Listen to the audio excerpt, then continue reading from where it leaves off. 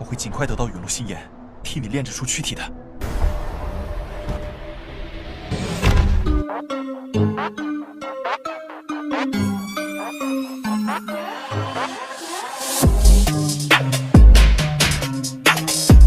Halo kalian para pecinta Battle Through the Heavens dimanapun kalian melayang. Kopi, rokok, remote AC udah siap. Terima kasih untuk kalian yang selalu stay di sini dan meramaikan kolom komentar. Goilah, nggak usah lama-lama lagi, kita lanjutkan perjalanan Xiaoyan.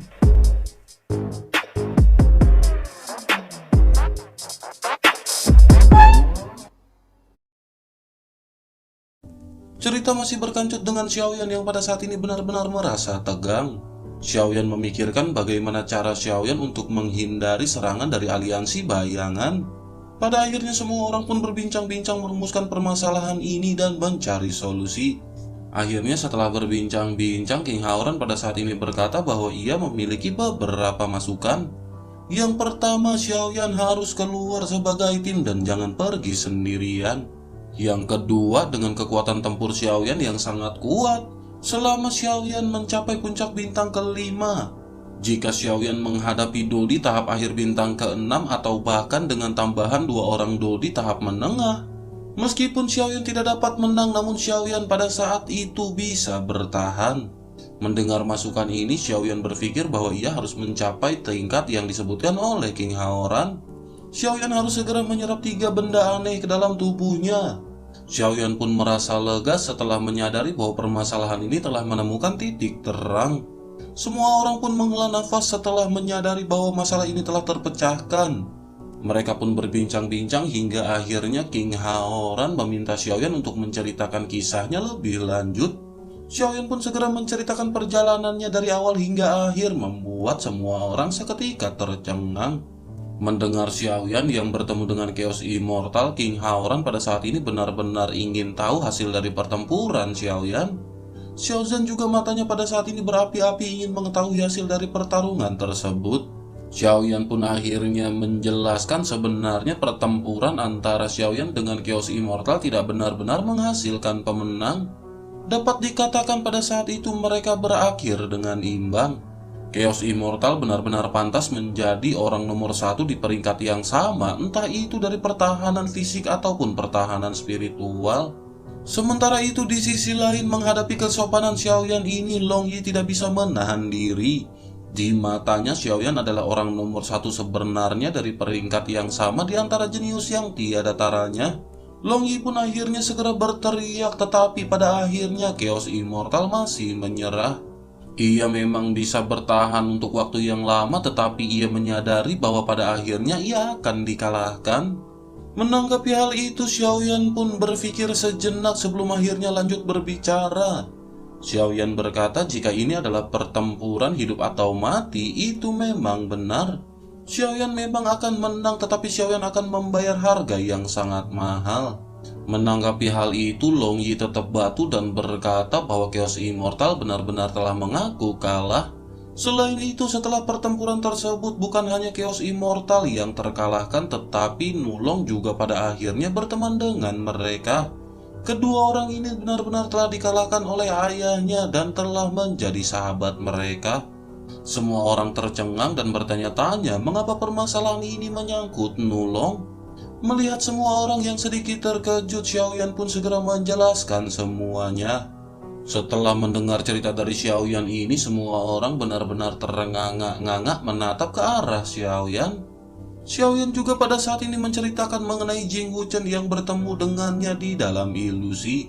Long Yi juga pada saat ini ikut bercerita dan menjelaskan mengenai kekuatan spiritual Xiaoyan terakhir kali yang menakutkan. Semua orang benar-benar tertegun mendengar apa yang dikatakan oleh Long Yi. Mereka baru menyadari bahwa banyak orang yang benar-benar sangat jenius yang tiada taranya yang berada di gua berdarah. Mendengar hal itu, Zeni pada saat ini segera bergumam tidak heran ayahnya ingin sepupunya yang bernama Zenjian masuk ke dalam ilusi. Ternyata tempat itu memang bagus untuk berlatih di bawah tekanan para jenius yang tiada taranya. Semua orang pada saat ini segera pulih sebelum akhirnya mereka kembali berbincang-bincang. Pada saat ini King Haoran bertanya kepada Xiaoyan manfaat apa lagi yang ia dapatkan selain yang baru saja ia sebutkan. Xiaoyan berkata bahwa pada saat ini ia telah bersahabat dengan Chaos Immortal dan Nulong. Selain itu, Chaos Immortal dan Xiaoyan telah mengadakan sebuah kerjasama. Menanggapi hal itu, Zeni pun segera berkata bahwa hal itu benar-benar sangatlah bagus. Jika mereka bisa bersahabat dengan klan Warcraft, maka mereka akan memiliki keuntungan untuk Xiao Mansion di masa depan. Namun pada saat ini Zeni penasaran mengenai kerjasama apa yang telah dilakukan. Xiaoyan pun segera menceritakan mengenai Pilhuntian dan Piton penelan surga. Semua orang seketika terkejut mendengar perkataan dari Xiaoyan. Tentu saja yang membuat mereka terkejut adalah Piton penelan surga. Semua orang segera menatap ke arah Xiaoyan, bahkan King Haoran juga pada saat ini tidak bisa mengendalikan kegembiraannya. Zeni pun segera bertanya, bisakah Tuan Muda Xiaoyan membantu klan monster menemukan Piton penelan surga? Menanggapi hal itu, Xiaoyan pun memandang ke semua orang dengan ekspresi rumit dan ragu-ragu untuk berbicara. Sementara itu, Long Yi pada saat ini nggak bisa ngerem mulutnya dan segera berteriak dengan tidak sabar.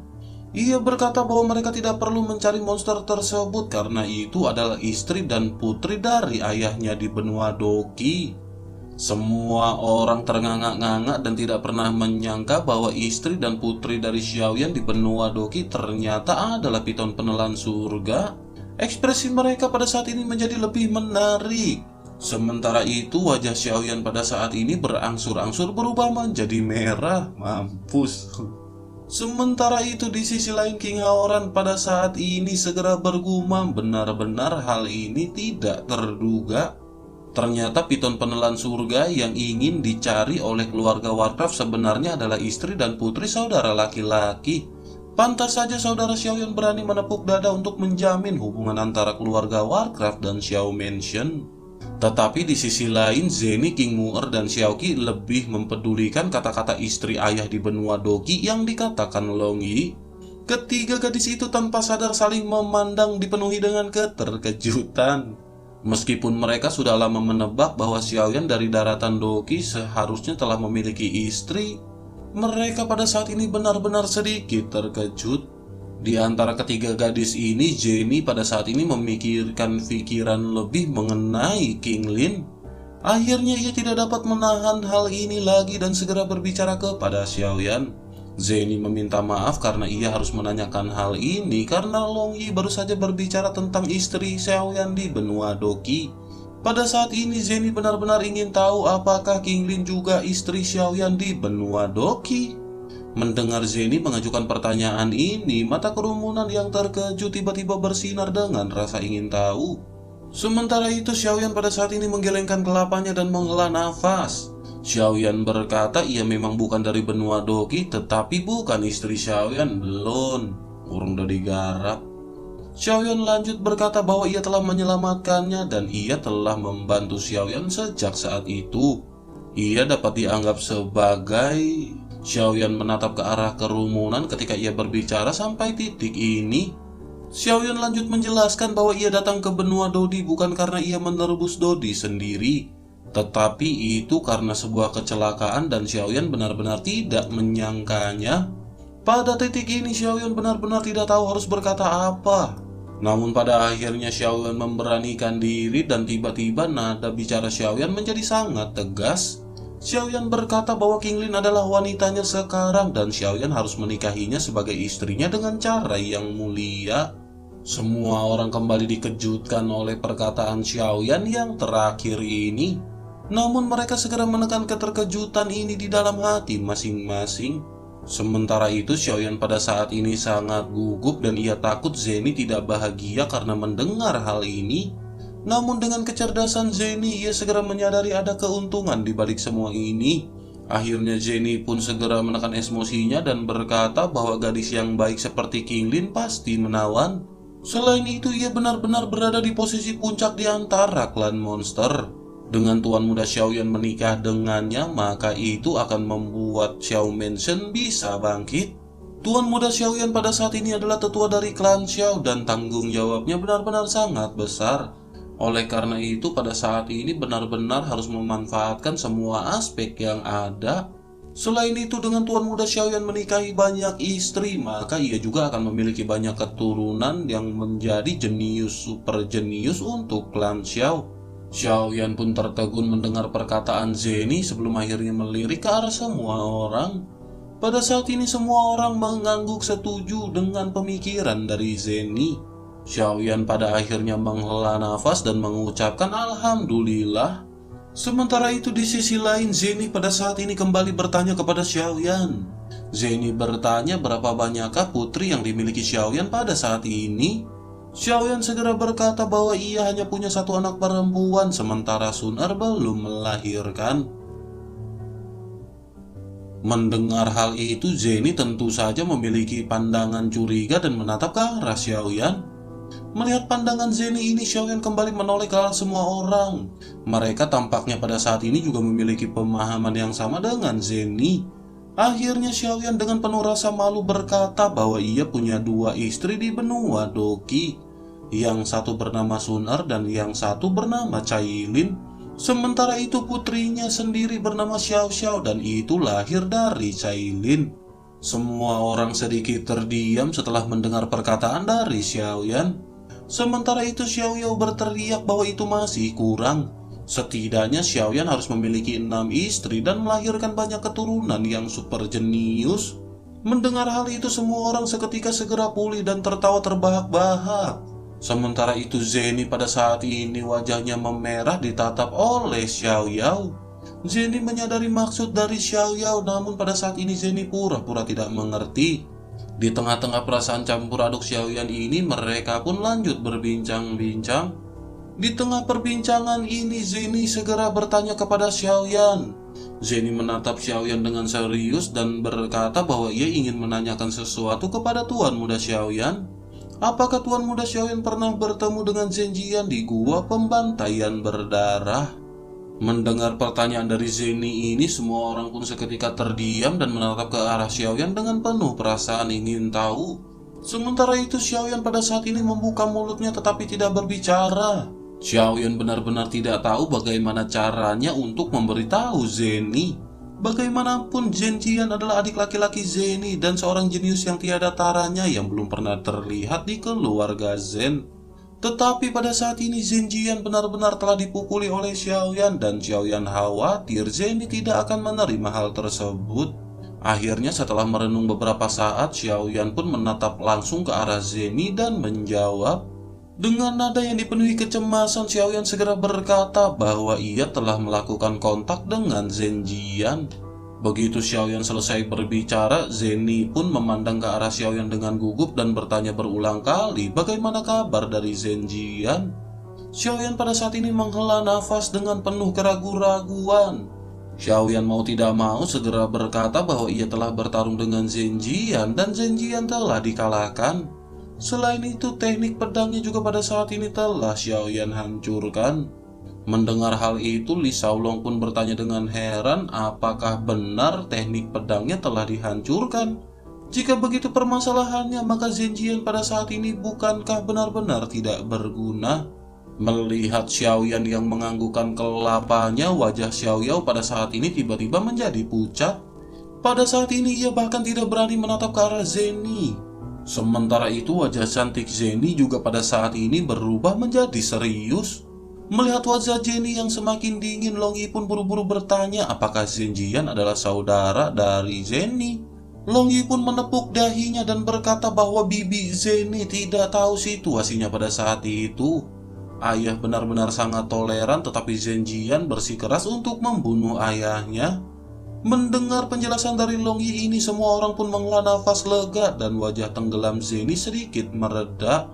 Xiaoyan juga pada saat ini segera berkata dengan nada permintaan maaf kepada Zeni. Xiaoyan berkata bahwa Zhenjian agresif dan kejam dan Xiaoyan tidak punya pilihan selain bergerak. Zeni segera mengangkat tangannya dan menyela Xiaoyan untuk berhenti berbicara. Zeni lanjut berkata bahwa ia telah tahu bahwa saudara di klannya pasti memperlakukan Xiaoyan karena Zeni. Selain itu ia harus berterima kasih kepada Xiaoyan. Jika bukan karena Xiaoyan yang menahan, Zhen Jian pasti akan mati. Menyelamatkan nyawanya adalah bantuan terbesar yang dapat Xiaoyan lakukan padanya. Namun Zhen Jian adalah seorang jenius yang tak tertandingi dari keluarga Zhen dan bahkan seluruh umat manusia. Jika ia digulingkan oleh Xiaoyan, itu pasti akan menyebabkan kejutan besar di keluarga Zhen. Ia khawatir ayahnya akan marah dan dengan begitu akan merugikan keluarga Xiao. Begitu kekhawatiran ini keluar, Xiao Yao yang sudah mengkhawatirkan hal ini pun berkeringat dingin. Pada saat ini seolah-olah hatinya telah ditekan oleh batu yang tak terlihat. Ia pun segera bertanya dengan cemas apakah yang akan dilakukan oleh tetua kepada Xiao Menshen dalam keadaannya yang marah. Semua orang pada saat ini benar-benar tegang, begitu juga dengan Li Shaolong dan King Haoran. Mereka memandang ke arah Zeni dan menunggu tanggapan dari Zeni atas pertanyaan Xiao Yao. Zeni pada saat ini segera menggelengkan kelapanya dengan cemas dan berkata bahwa ia juga tidak tahu. Ayahnya adalah tipe orang yang sangat menyelamatkan wajahnya karena permusuhan di antara generasi muda di dalam gua pembantaian berdarah. Kemungkinan ia akan menyatakan perang melawan klan Xiao. Itu memang benar-benar bukanlah hal yang mulia, tetapi ayahnya adalah orang yang sangat menghargai prestis. Setelah berbicara, Zeni pun menundukkan kelapanya dan benar-benar tidak tahu harus mengatakan apa. Sementara itu, Li Shaolong pada saat ini mengerutkan keningnya sebelum akhirnya matanya tertuju kepada King Haoran. Li Shaolong berkata bahwa King Haoran adalah kaisar iblis dan ayah Zeni adalah kaisar manusia. Ia memiliki pendapat paling banyak tentang masalah ini dan bisakah ia berbicara dari sudut pandang seorang kaisar atas klannya? Jika ia adalah orang yang menghadapi hal ini, bagaimana ia akan menghadapinya? Mendengar hal itu, Xiao Yao pada saat ini benar-benar sangat cemas dan segera memandang ke arah King Haoran dengan penuh minat. Zeni dan yang lainnya juga pada saat ini memandang ke arah King Haoran dengan cemas. Sementara itu, King Haoran pada saat ini merenung sejenak sebelum akhirnya mulai berbicara.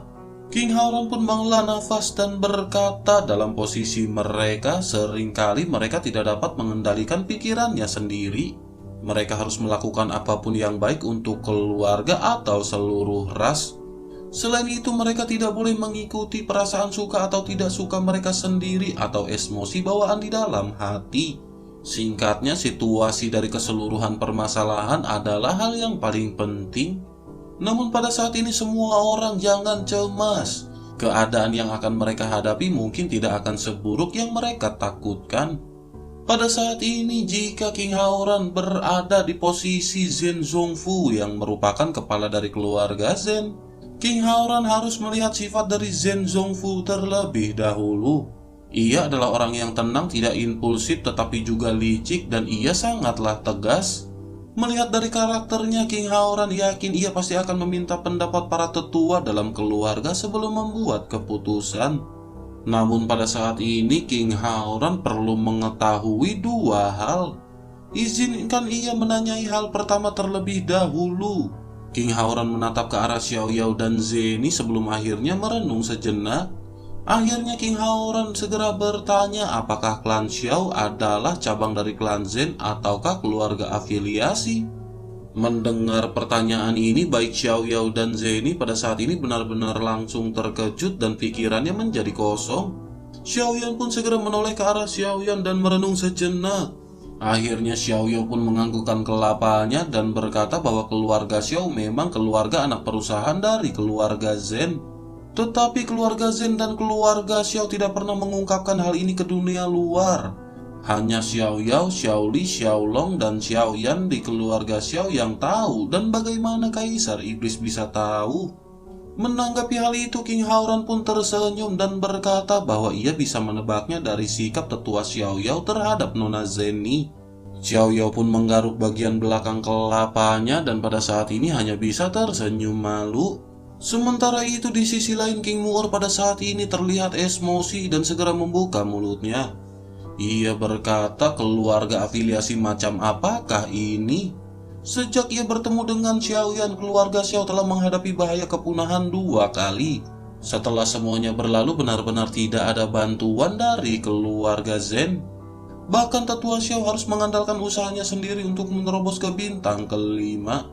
Mendengar hal itu, King Haoran dengan tegas segera menghentikan King Mu'er untuk berbicara. Ia pun segera meminta maaf kepada Zenny atas perlakuan King Mu'er. Zenny pun tersenyum dengan acuh tak acuh dan berkata apa yang disebutkan oleh King Mu'er memang kebenaran. Hanya saja sebagai anggota dari keluarga Zen tidak nyaman baginya untuk mengatakan lebih banyak mengenai hal ini. Sementara itu di sisi lain, Xiaoyao buru-buru menjelaskan kepada King Haoran dan King Mu'er. Ia juga menatap ke arah Xiaoyan dan yang lainnya sebelum akhirnya menghela nafas. Xiaoyao menjelaskan bahwa ketika pada saat itu pertama kali ia tiba di benua Dodi, ia membawa Xiaoli, Xiaolong dan yang lainnya dan mengabdikan dirinya untuk keluarga Zen. Mereka benar-benar ingin memiliki rumah klan Xiao sendiri, tetapi dengan kekuatan mereka yang tidak signifikan pada saat itu, semua hal yang mereka angan-angankan benar-benar tidaklah mungkin. Xiaoyao pun jatuh ke dalam ingatan masa lalu dan menceritakan bahwa pada suatu hari, kepala keluarga tiba-tiba mengirimi ia pesan dan bertanya apakah ia ingin pergi ke Dizhou untuk membangun keluarga Xiao atau tidak. Xiaoyao pada saat itu bersemangat ketika mendengar hal ini. Akhirnya Xiaoyao menyetujui hal tersebut dan menamakan tempat tinggal mereka sebagai tempat klan Xiao. Oleh karena itu mereka sangat berterima kasih kepada kepala keluarga Zen. Selain itu Xiaoyao juga memiliki sebuah permintaan untuk tidak memberitahu orang luar bahwa mereka adalah anak perusahaan dari keluarga Zen. Hal ini juga merupakan keputusan bersama antara Xiaoyao, Xiaoli, dan Xiaolong. Mereka sepakat untuk tidak meminta bantuan lain dari keluarga Zen. Bukannya mereka ingin menyingkirkan keluarga Zen, tetapi karena mereka benar-benar ingin hidup mandiri. Xiaoyao telah memberitahu kepada tetua klan Zen pada saat itu bahwa ia ingin memimpin klan Xiao untuk kebangkitan di masa depan. Setelah mendengar cerita ini, semua orang pada akhirnya mengetahui sejarah antara keluarga Xiao dan keluarga Zen. Itulah alasan mengapa keluarga Zen pada saat sebelumnya benar-benar tidak membantu keluarga Xiao ketika kesusahan. King Haoran pada saat ini menganggukkan kelapanya sebelum akhirnya menatap ke arah Zenny. King Haoran pun segera berkata bahwa ia ingin menanyakan suatu hal lagi. Ia tahu bahwa ayah Zenny dan pamannya memiliki hubungan yang sangat baik. Selain itu, hubungan Zenny dengan pamannya juga benar-benar sangat harmonis. Semenjak masuknya Xiaoyan bekerja sama dengan aliansi bisnis, apakah Zenny telah memberitahu semua mengenai Xiaoyan? Mendengar hal itu, Zenny pun segera menceritakan pengalamannya ketika pertama kali bertemu dengan Xiaoyan. Zenny memiliki tujuan untuk memberitahu siapakah Xiaoyan kepada keluarga Zen. Zenny menyadari bahwa Xiaoyan memiliki bakat yang luar biasa, oleh karena itu Zenny ingin mempromosikan Xiaoyan. Menanggapi hal itu, King Haoran pun pada saat ini mengangguk. Akhirnya King Haoran lanjut menyimpulkan atas permasalahan ini. King Haoran berkata bahwa Zenny telah memberitahu mengenai Xiaoyan kepada pamannya. Oleh karena itu, secara tidak langsung Zenny telah memberitahu mengenai Xiaoyan kepada ayahnya. Bagaimanapun paman Zenny akan bercerita semua yang dikatakan oleh Zenny kepadanya. Pamannya pasti akan menyampaikan apa yang dikatakan oleh Zenny kepada ayah Zenny. Dengan begitu, secara singkatnya ayah Zenny telah mengetahui Xiaoyan. Bahkan mungkin ia mengenal Xiaoyan sebaik Zenny mengenal Xiaoyan. Oleh karena itu, jika King Haoran di posisi ayah Zenny, ia tidak hanya tidak akan mengambil tindakan apapun yang akan merugikan Xiao Mansion, tetapi ia akan memberikan keuntungan kepada Xiao Mansion di bawah kepemimpinan Xiaoyan.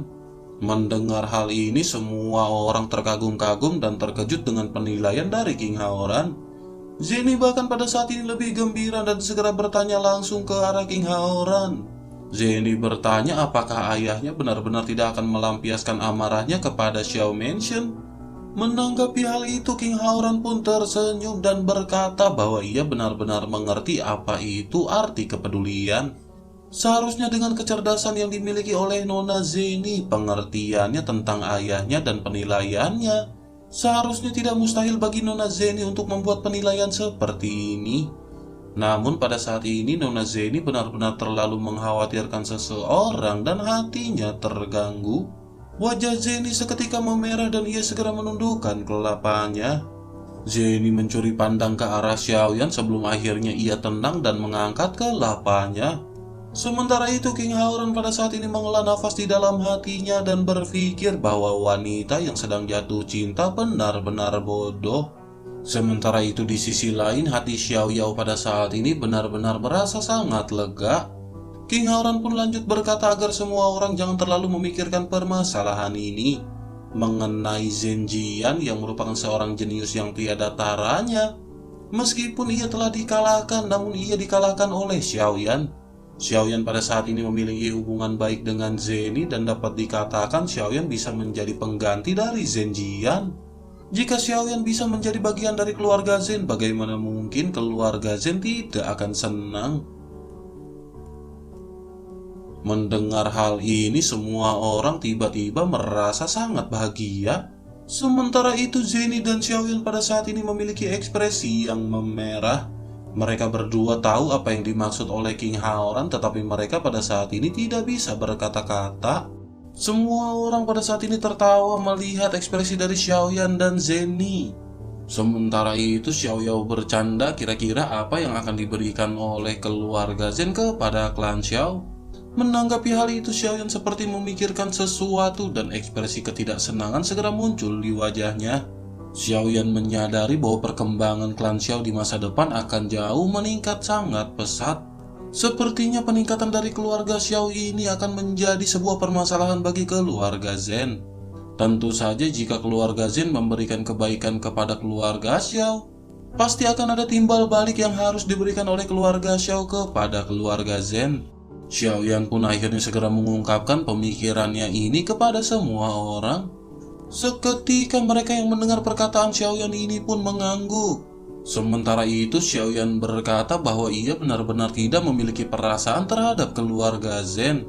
Jika bukan karena saudari Zeni, maka Xiaoyan benar-benar tidak memiliki hubungan dengan keluarga Zhen. Selain itu, jika keluarga Xiao meningkat di masa depan, tentu saja mereka akan meminta keluarga Xiao untuk mengakui bahwa mereka adalah keluarga bawah dari keluarga Zhen. Jika hal itu yang benar-benar akan terjadi di masa depan, Xiaoyan benar-benar tidak bisa menerima hal tersebut. Xiaoyan berpegang teguh dengan keinginan leluhur Xiao Yao untuk memajukan Xiao Mansion dengan kekuatannya sendiri. Semua orang pada saat ini tertegun mendengar perkataan dari Xiaoyan. Di sisi lain, Xiao Yao yang memikirkan hal ini pun segera berkata, jika begitu permasalahannya, maka akan ada harga yang harus dibayar oleh Xiao Mansion. Menanggapi hal itu, Xiaoyan pada saat ini segera menoleh ke arah King Haoran. Xiaoyan pun menatap dalam ke arah King Haoran dan mulai bertanya. Xiaoyan bertanya kira-kira menurut King Haoran apa yang akan dilakukan oleh keluarga Zhen jika Xiaoyan melakukan hal tersebut. Mendengar pertanyaan dari Xiaoyan ini, semua orang benar-benar kembali ke dalam kondisi yang khawatir. Sementara itu, King Haoran pada saat ini segera menghela nafas dan mulai menjawab. King Haoran berkata bahwa ia pikir Zhen Zongfu pasti akan merasa kehilangan wajahnya.